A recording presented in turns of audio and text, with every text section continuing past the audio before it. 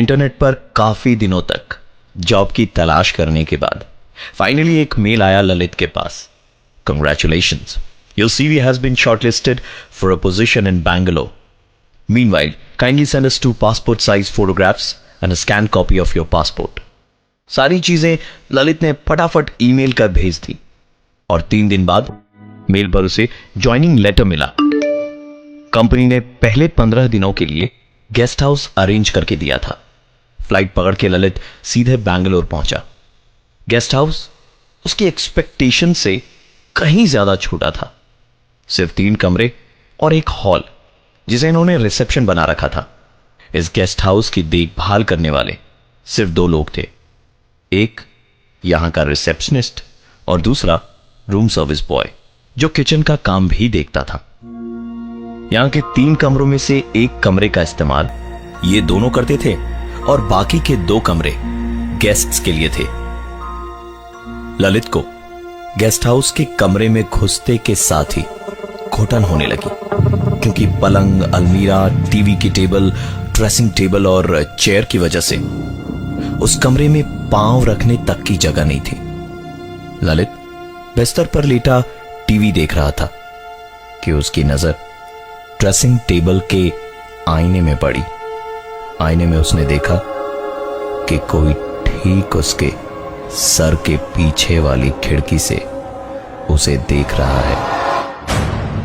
ललित जैसे ही पीछे की ओर पलटा, किसी ने उसके बाएं कंधे पर अपनी गर्म सांसें छोड़ी। इससे पहले कि ललित बाईं तरफ घूमता, उसका फोन बजा।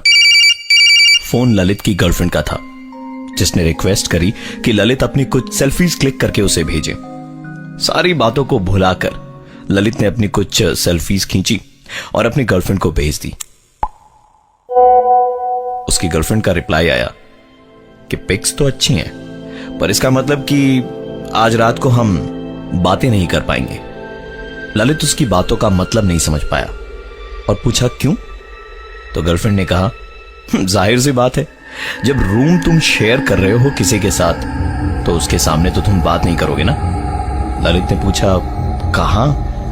कौन से रूममेट की बात कर रही हो तुम? उधर से रिप्लाई आया, वही जो तुम्हारी सेल्फी में तुम्हारे पीछे टेबल पर बैठा अखबार पढ़ रहा है। ललित ने पलटकर कुर्सी की तरफ देखा तो वहां कोई बैठा तो नहीं था, पर वो कुर्सी कुछ यूं हिली जैसे कोई उससे उठकर खड़ा हुआ हो। ललित दौड़ते हुए कमरे से बाहर निकला तो वहां रूम सर्विस वाला खड़ा था। ललित ने कहा कि वो इस कमरे में नहीं रह सकता, अगर हो सके तो उसका कमरा चेंज कर दिया जाए। 10 मिनट में ललित का कमरा बदल दिया गया और लगेज रखते वक्त हाउसकीपिंग वाले ने कहा, सर टीवी का वॉल्यूम ज्यादा मत रखिएगा, अगल बगल लोगों को परेशानी होती है। ललित ने तबाक से कहा, अगल बगल लोग मतलब क्या? पूरे गेस्ट हाउस में मुझे मिलाकर सिर्फ 3 ही तो लोग हैं। सुनकर हाउसकीपिंग ने दरवाजा बंद करते हुए जवाब दिया, साहब जो नहीं दिखाई देते वही आपके अगल बगल होते हैं। हाउसकीपिंग स्टाफ की कही हुई बातों के बारे में सोचते सोचते कब ललित को नींद आई उसे पता भी नहीं चला। देर रात उसकी आंख खुली एक महक से जो उसके कमरे में भर गई थी। कमरे में ऐसी कोई चीज नहीं जल रही थी जैसी यह महक थी, क्योंकि महक सिगरेट की थी। ललित ने उठकर बाथरूम का दरवाजा खोला। बाथरूम में सिगरेट का धुआं भरा हुआ था। इस कमरे में ललित अकेला था और ना ही उसे सिगरेट पीने की लत थी। बाथरूम में जो खिड़की थी उससे वो बाहर की ओर झांक रहा था, ये देखने के लिए कि कहीं धुआं बाहर से तो नहीं आ रहा, कि तभी उसे ऐसा लगा मानो कोई उसके बगल से गुजरा। बाथरूम का दरवाजा हल्के से बंद हुआ और किसी के उसके कमरे में चल के जाने की आवाज आई। ललित ने बाथरूम का दरवाजा खोला तो पाया कि कमरे की फर्श पर चप्पलों के निशान हैं, बाथरूम से निकलकर पलंग तक जाने के। और बिस्तर जिस तरह से एक तरफ से दबा हुआ था, ऐसा लग रहा था मानो कोई उस पर लेटा हुआ है। उसने तुरंत वो पिक्चर क्लिक करी और अपनी गर्लफ्रेंड को भेजा, ये पूछते हुए कि क्या तुम्हें इस तस्वीर में कोई दिखाई दे रहा है। जवाब तुरंत आया।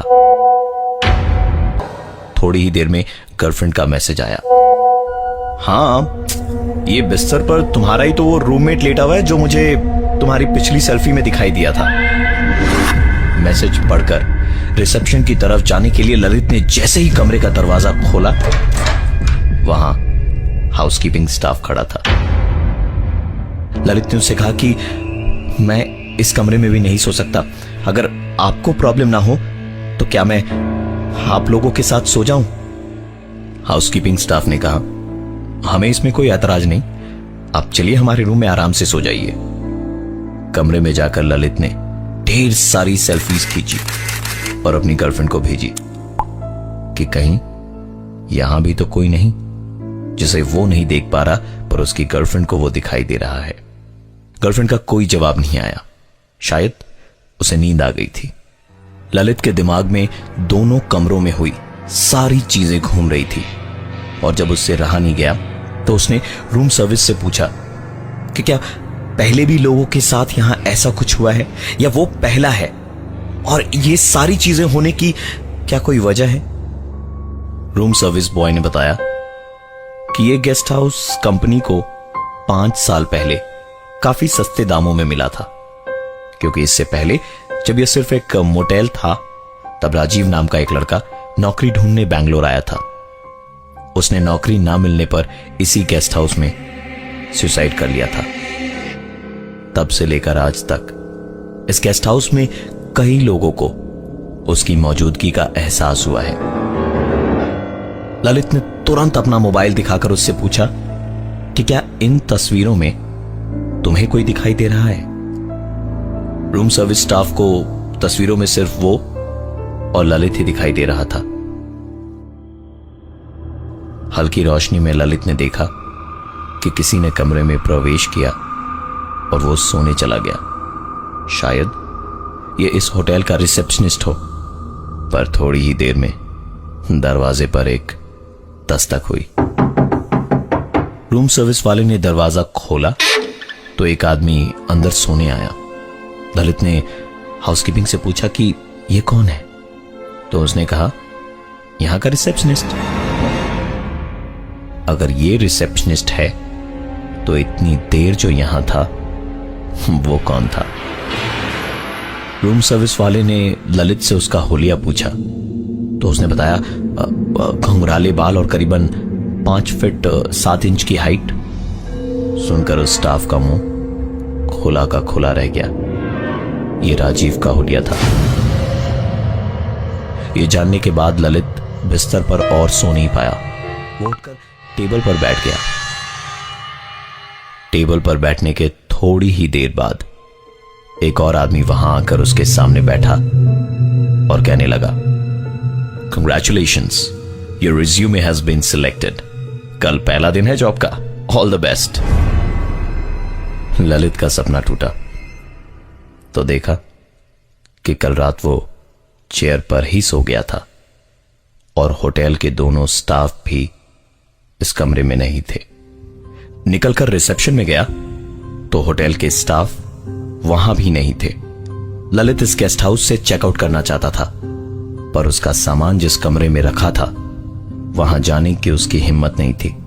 इसलिए वो सोफे पर ही बैठकर उन दोनों का इंतजार करता रहा। थोड़ी ही देर में अखबार वाला आया और अखबार दे गया। ललित न्यूज़पेपर पढ़ते पढ़ते अचानक रुक गया। न्यूज़पेपर की एक कॉलम देखकर, ये न्यूज़पेपर का ऑबिटरी कॉलम था जहां ललित के खुद की मौत की खबर छपी थी। उस न्यूज़पेपर की कंपनी में फोन लगाने के लिए जैसे ही ललित ने फोन निकाला तो उसने बहुत सारे अनरेड मैसेजेस देखे जो उसकी गर्लफ्रेंड के थे। इन मैसेजेस में उसने ललित की भेजी हुई तस्वीरों का जिक्र करते हुए बताया, तुम्हारी हर पिक्चर में ये घुंघराले बालों वाला आदमी क्या कर रहा है। ललित ने सारी तस्वीरें दोबारा देखी पर उसे वो नजर नहीं आया जो उसकी गर्लफ्रेंड को नजर आ रहा था। ललित ने बिना समय गवाए न्यूज़पेपर की कंपनी में फोन कर पूछा कि ऑबिटरी कॉलम में उसकी फोटो किसने छपवाई, जबकि वो तो जिंदा है। उधर से आवाज आई, सर आप ही के किसी रिलेटिव राजीव ने यह खबर छपाई है और साथ ही आपकी डेथ सर्टिफिकेट का जेरॉक्स भी जमा करवाया है। ललित ये सोचने लगा कि ये हो क्या रहा है। उसने अपना बैग लेने का इंतजार तक नहीं किया और सीधा उस गेस्ट हाउस से बाहर निकल गया। और बाहर निकलते के साथ ही एक कार एक्सीडेंट में उसकी मौत हो गई।